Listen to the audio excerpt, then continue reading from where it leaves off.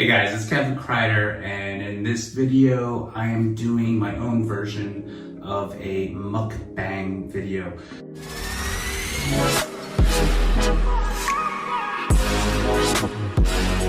And I figured, let's do something healthier and my version of mukbang. And just to put this out there, this is purely for entertainment purposes. I've cleaned all this stuff up to make sure there's the lettuce is sanitary. Actually, that's not true. I'm about to, because I'm gonna wash it off with some water. And in this video, I'm also going to not only share some fitness and health tips, but I'm also going to do some Q&A. So when you're doing vegetables, the best thing to do is actually wash it off, especially with green lettuce. Wash it off first before you eat because what you want to do is get the pesticides off of the lettuce. And the best way to do that is just wash it off. Just wash the lettuce. You can get about 90% of the pesticides off the lettuce when you do that. I don't get organic vegetables because you can just wash the pesticides off for a lot of this stuff. Unless it's certain ones, you're gonna have to check it out to see which one it is. I just got some croutons here. And some of my favorite stuff, blue cheese. So I would really recommend having green vegetables every single day.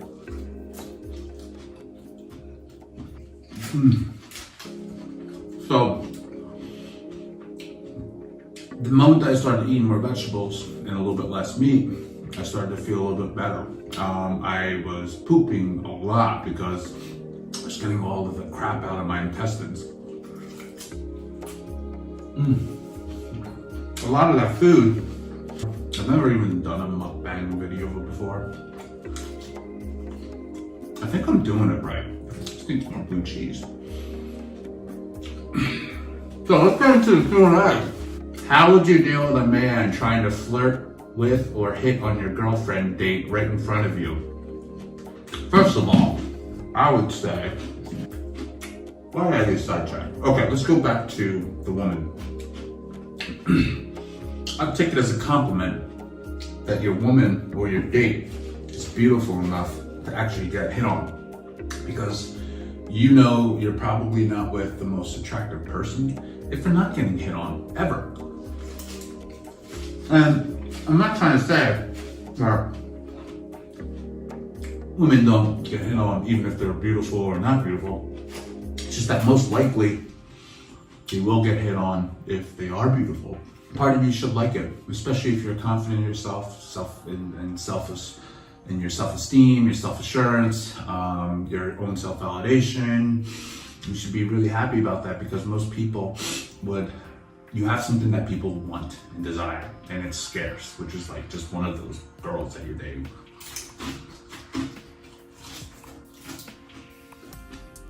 So you have something cool. If you still don't like that answer, so my advice to you is work on your self-confidence, your self-insurance, your self-esteem before this even happens, so you don't have to rely on your girlfriend or dates to make you feel better. It's almost like this, guys. Self-improvement, feeling confident, feeling good about yourself, feeling motivated. So these are all questions I get all the time.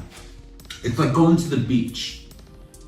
If you're out of shape and you're complaining about 30 pounds of fat you gotta lose before the beach, but you're going to the beach tomorrow, and then you start working out the day before, and you're like rushing to work out, you get a personal trainer, you eat just a salad, a tubful of salad even, that's all you eat.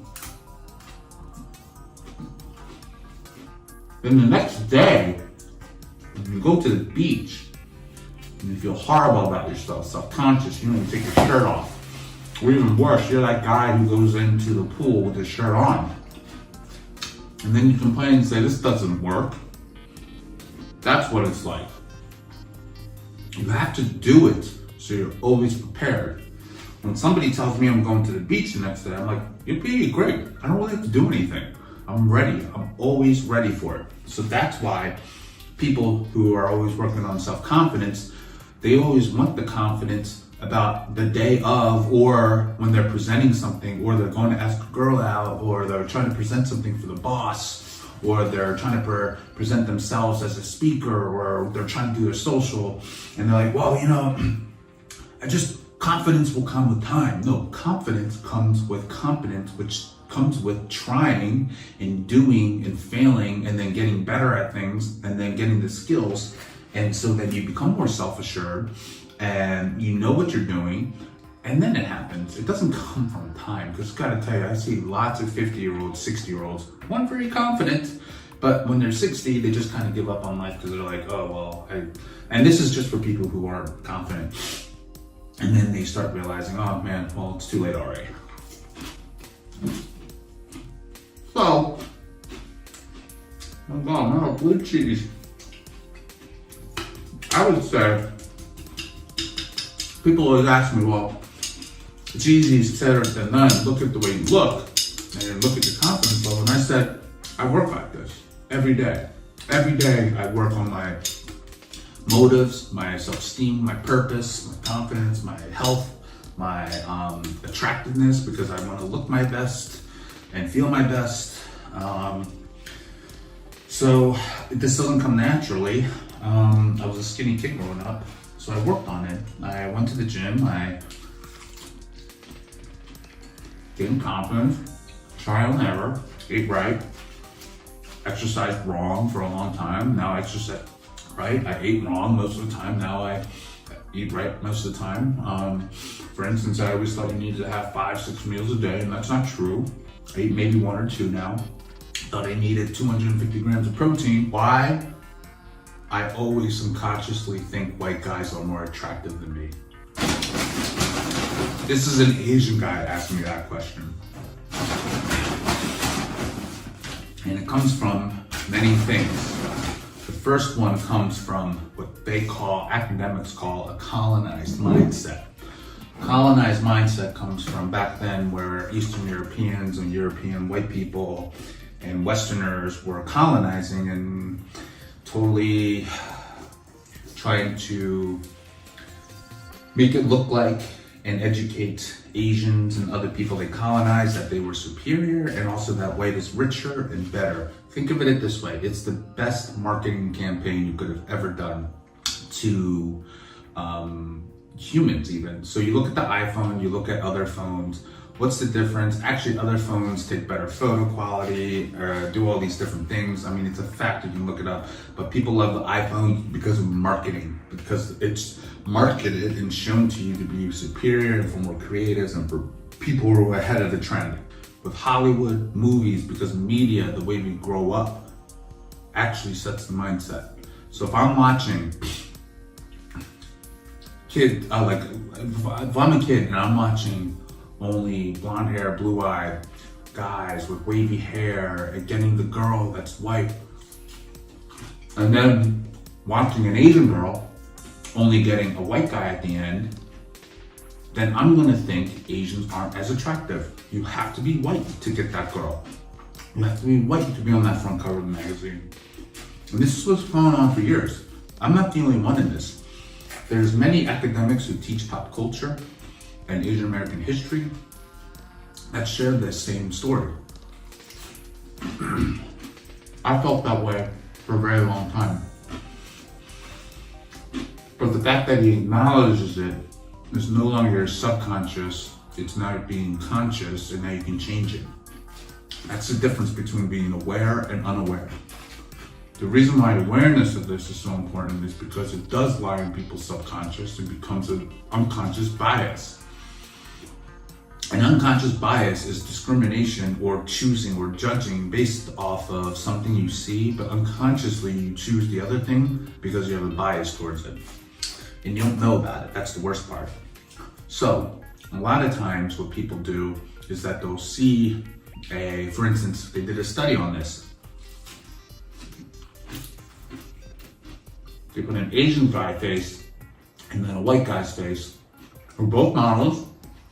Actually, one was an actual real model, and I think the other one's just an average Joe. Same exact dating profile, I think they even did the same name, all that kind of stuff. And then you let the data speak for itself to see who got the most likes and swipes. The white guy got it every time. By a lot. It's an unconscious bias. Because of the movies you've seen, or when we were growing up, the kids around you would make fun of Asians, going, ching chang chong, slanted eyes, ha ha ha, buck teeth, all that stuff. You never thought about that rings in our subconscious, and then it becomes a bias, even though we might not remember it. Or the people swiping aren't aware of it, or they say, oh, I'm not racist, I'm not prejudiced. I don't see color. That's my favorite. That's an unconscious bias. When you bring it conscious, it becomes very uncomfortable because you realize that I was just on an auto program by the way people want us to see race and color and gender. So you keep swiping and you don't realize that you're swiping left on people of color, maybe especially Asians, because we have the lowest ranking on online dating because of these unconscious bias. But we're really just as attractive through media, through culture, not culture, through media, through news outlets, through even modeling, all that kind of stuff. We see Asian men as less attractive because that's what people put out there. You reclaim your power by figuring out, what can I do with this? And you can become, instead of going inward and just complaining and being in self-pity, which is a very natural state to be in. Most Asians go through that in the very beginning. Why? Life's unfair. This sucks. No girls like me, blah, blah. And you gotta wonder, does it become a self-fulfilling prophecy? For me, it was a little bit of both. As I changed, everybody changed the way they treated me, and also the outward world started to change. I mean, look at all the explosion of all the Asian content coming out. Hollywood, movies, all this shit. It's crazy. So a lot of it changes when you change too. So that's why I became a content creator. That's why I got into fitness. That's why I got into health. Into TV, commercials, all this stuff, my channel. So I wanted younger generations to be like, oh my God, Asians are just as attractive and good looking as white people or anybody else. Black people, Hispanics. And that's what I could do. That's what I did. Now, does that mean I'm gonna date a white girl? Because that's what a lot of Asian guys do. They say, you know what? I'm gonna date a white girl. That's stupid, just to say you're just gonna date a white girl because of that. You're just as insecure and self-hating as an Asian girl who used to say that to us. Now I'm speaking to us. Because that happened to me when I was growing up. To a lot of Asian girls saying, I don't find Asian guys attractive. Now what'll happen was, girls won't tell that to me in my face.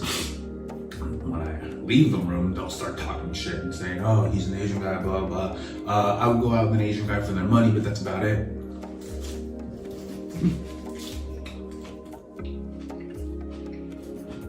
You become just as insecure as them. And you would actually make the Asian race seem weaker and insecure, because if you can't love yourself, your identity, and the opposite sex, and your culture, and everything Asian, then why would other people see you as equal? It's one way to regain an Asian man's masculinity in America.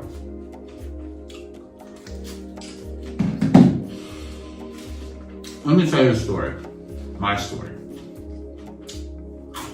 I'm adopted.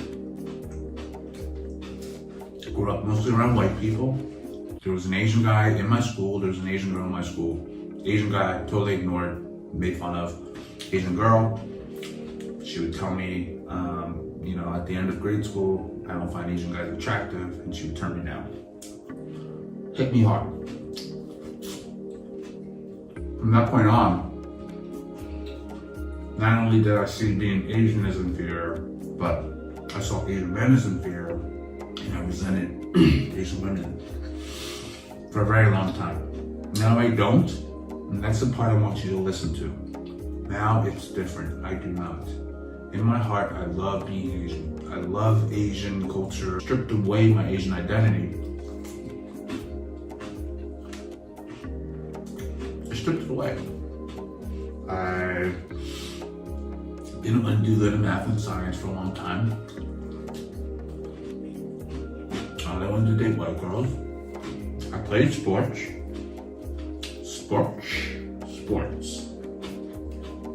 Got into bodybuilding. Loved comic books. Stopped doing comic books.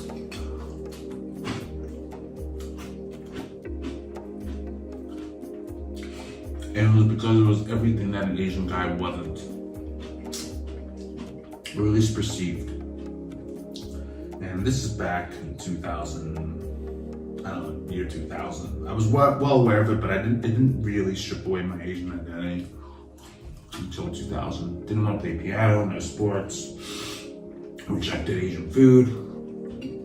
Hated going into the Chinese restaurant to pick up the food for my family because I didn't want anything to do with Asian. I didn't want them telling me how handsome I was or talking to me because I was just so ashamed of being Asian. And now, I don't. I got into working out. I got into fitness. And things changed for me. Girls started giving me attention. Guys liked hanging out with me. And then I would get microaggressions, which is basically saying you're not the normal Asian guy, you're very good looking for an Asian guy. But I had to learn that to realize that I could change everything exterior. It didn't change the way I felt about myself inside. I find fitness to be an overall tool because it gives me the overall package of just being a human being, being healthy, fit, and mindful. Because here's the thing about fitness. Without fitness and exercise, you don't know nutrition, you get nothing. Fitness and nutrition work together hand in hand. Because I was so obsessed with fitness and looking a certain way, I got to learn nutrition more. I learned that feeling the body, mind, everything. If you eat junk food, lots of alcohol, drugs, everything to hide the emotional pain, it actually can cause a little bit of depression because you are just numbing yourself out and you always feel in a depressed state. Now, most people are like, no, I don't feel depression and I eat a certain way, but it's because you're functioning on such a low frequency level, you don't know what it's like anymore to actually function at a high level, feeling very aware, feeling without extra substances or anything like that. You just start functioning at a higher level. So, my advice to you is get to that higher level. Fitness is a way to do it. Oh God, I'm out of dressing. Fitness is just a way to get there. So, I had a mentor that told me to build self-esteem, you have to do esteemable acts, something that's good for you and good for other people. And that's what I did, because here's the thing, now that I have fitness in my life, and I have a better outlook, more wisdom to share, all the mistakes that I've had, now I'm more in the growth mindset. Alright guys, I am done. That's my version of Muckbang. I hope you liked it. Guys, please subscribe to my YouTube channel. Alright guys, I really hope you enjoy this video. It's my special mukbang video of just lots of lettuce. And if you are watching this, it's because it's not just the release of my pre-workout supplement, but also the Netflix Bling Empire that I am one of the stars in and will be featured in. It's a docu-series, and I really hope that you not only get laughs, but you can relate to it, maybe bring some tears, and not only that, but it can entertain you and make you like just proud. I hope it just makes you proud to be Asian, and that's my goal, and I hope you love watching it. So stay tuned, look out for it if it already hasn't come out yet. Go to Netflix, watch it, binge watch it. Tell me that you watched it. Comment on the description below. Tell me you watched it and tell me your favorite parts in the docuseries. And I will be answering it, so look out for my comments.